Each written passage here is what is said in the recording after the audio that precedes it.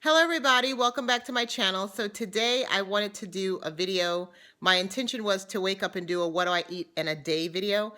However, I had to go grocery shopping to pick up a few ingredients for a recipe that I plan to make today. And I went to one of our local organic stores, and it's called Earth Fare. Now, Earth Fare is more pricey than going to, say, Walmart.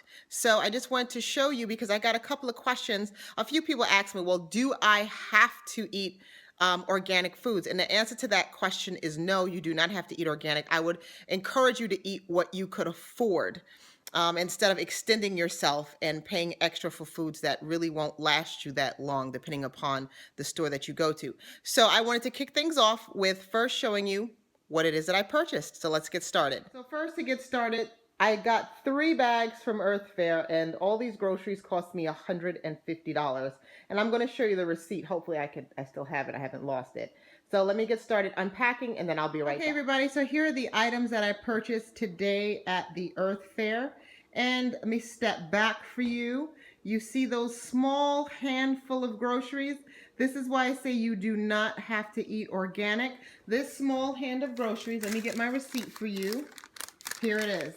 As you can see, I spent $149.29 on that little handful of groceries right there in front of you.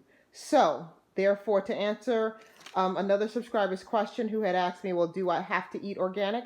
No, if it is not in your budget, you do not eat organic. You eat what you can afford. It is like this. You going to the supermarket and buying, let's say, a 5-pound bag of chicken legs for $5 is better than eating McDonald's any day.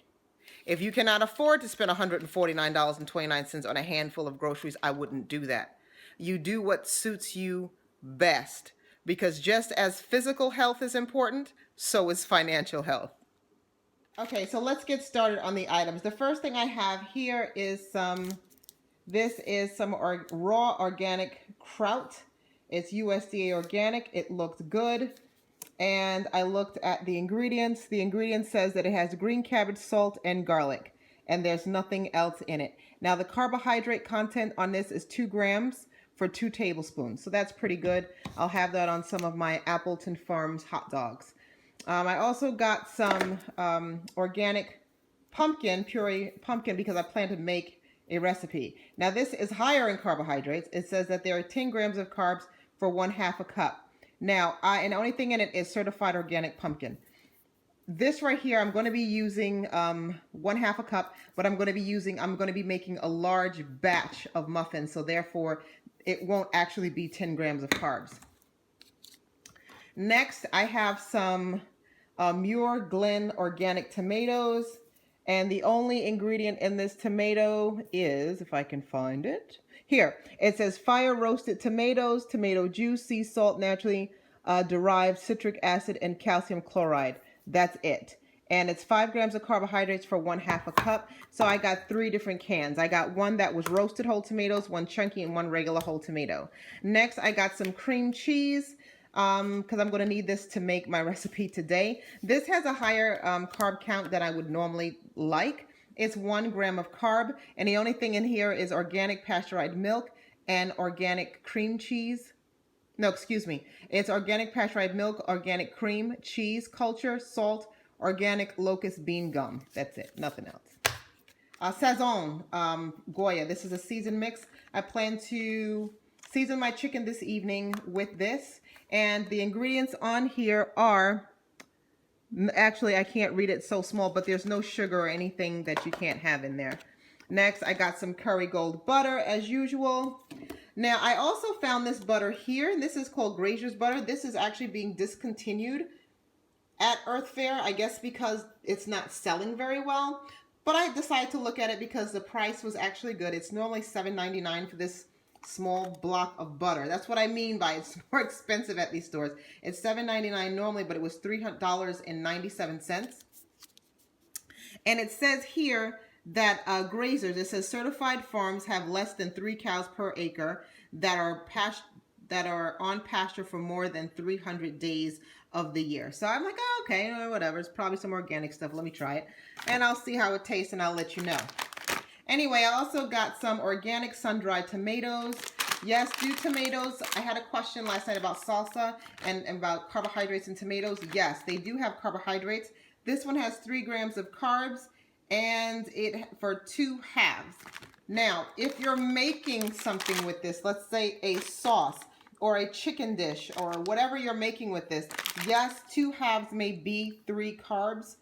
But when you calculate how many servings you get out of it, when you divide it, it will not be 3 carbohydrates. So you have to look at it that way. Next, you have Michael's of Brooklyn, their spaghetti sauce. I've had this in the past. It's really good. The ingredients are wonderful. It has Italian tomatoes, fresh basil, fresh garlic, Italian olive oil, spices, and fresh parsley. Nothing else. And it says that right there. It says nothing else. Now, this actually has 6 grams of carbs for a half a cup, which is kind of over what I would normally take in. But as I said, let's say you're making a dish. Like I found a great recipe online here, and I'll link a description box to that below. It's spaghetti, but they use cabbage as the pasta. If you're using a half a cup of this in your meat sauce, but you're making 7 servings out of it, you divide 7 into that 6 grams of carbs, and you have less than 1 gram of carb per serving of your spaghetti and meat sauce. And that's how you typically will calculate macros. And we'll go over macros as well. This right here is natural Scores half sours. These are some pickles that I found there, which were actually interesting to me. So I decided to pick that up, and I can actually have that. We can have that on a ketogenic diet. Next, I found some xanthan gum because this is something that's going to be going in a recipe. And it says here, if I can find it, I can't even see where it says carbohydrates on this thing now. Oh, total carbs, less than 1. So this is just something that's going to help whatever I make stick together. So that's why I purchased that. I've never used this product before. And anything that's something that I've never used before, like today I'm going to be making some ice cream. I typically will not be trying that. I will have my parents try that, but they're not here. They had to go back home to New York for a brief period, but that's nonetheless. Anyway, I have some Pedersen's bacon, which I did have. This is one of the ones that I found, and it specifically says no sugar added, okay? And it says again, no sugar added, uncured dry rub bacon. It also says non-GMO project verified, and it says here, no nitrates or nitrites added. This bacon here, it has 0 carbs, 0 sugar, and the only ingredients here, the ingredient says pork, water, vinegar, seasoning, spices, sea salt, dehydrated garlic, juniper berries, extra olive oil, salt, and celery powder. So I picked up this pack of. Next, I also got another pack of bacon. This is from Garrett Valley. I thought I'd just try a different brand. This says pork raised without antibiotics and fed a vegetarian diet. It says all natural. It says sugar-free. Sugar-free dry rub, sliced uncured bacon, no nitrate or nitrite added, not preserved. It says keep refrigerated. It says eat like a caveman, paleo friendly, no sugar added, contains no celery powder. So I just decided to try this as well. I also look at the carbs, 0 carbs, 0 fiber, 0 sugar, and the ingredients it says is pork, sea salt, spices, black pepper, fenugreek, nutmeg, white pepper, and it says mace and allspice. Hopefully that's not the mace you spray somebody in the eyes with when they try to get, particulars with you. Anyway, so we have some Pete and Jerry's organic eggs, which is my second favorite brand as opposed to the organic eggs that I get at the farmer's market. Next, I have some broccolini. I've never had this before, so I decided to give that a try. I also got some green beans here. I got some asparagus.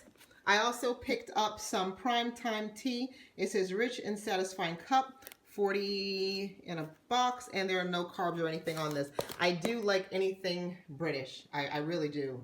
I really do. I love British television.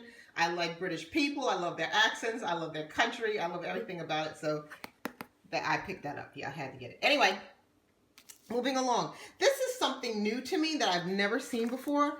and something that probably is not keto friendly, but it will go in many of the recipes that I find for that I'm going to be making this Christmas for my company, who are not on a ketogenic diet, but they are all diabetics. Anyway, this is Chatfield's. It's all natural date sugar.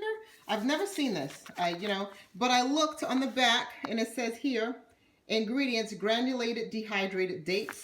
It says here, carbs, 3 grams of carbs, 3 sugar, and it's for 1 teaspoon, excuse me. So I've never seen this before. So I thought, I will give this a try and we'll see how that goes.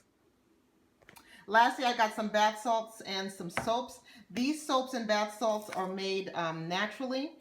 So this one here is a lemon lime bath salt, which I'm going to use this evening. I'm very excited about that. Here I got 2 other bars of soaps that are made by local soap makers, I guess. And they smell wonderful. To me, $149.29 for those few handful of groceries is a lot of money. I would prefer to go to another store like Walmart or Aldi's or something like that and pick up the things that I need. However, for special things such as xanthan gum, I can't find this at Aldi's or some of my other supermarkets. Maybe if I wanted a special butter, I would go to Earth Fare. If I wanted special meats, like that's where I found 2 different packs of bacon.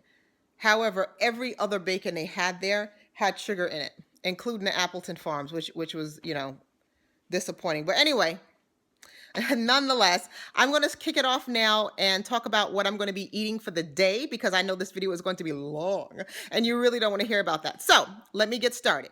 Okay, so this is my bulletproof coffee, and this is going to be my first meal of the day. I'm going to come back later on and show you how I prepare my dinner. I'm going to be making some fried chicken and some broccolini with a nice butter, garlic, and parsley sauce. So I will be back a little bit later for the next meal. Talk to you soon. Bye. Okay, everybody, welcome back. We're getting ready to start meal number 2. So what I have here is some chicken that I've seasoned that I'm going to fry up, and some lard, and I will not be using any flour as we follow a ketogenic diet and we don't use flour. So I've seasoned this chicken up with some sazon, some garlic salt, as well as some pepper. And something else that I found, which was interesting, was I found some onion juice. This is interesting. And it says only thing it has in it is onion juice, concentrate, vinegar, and salt.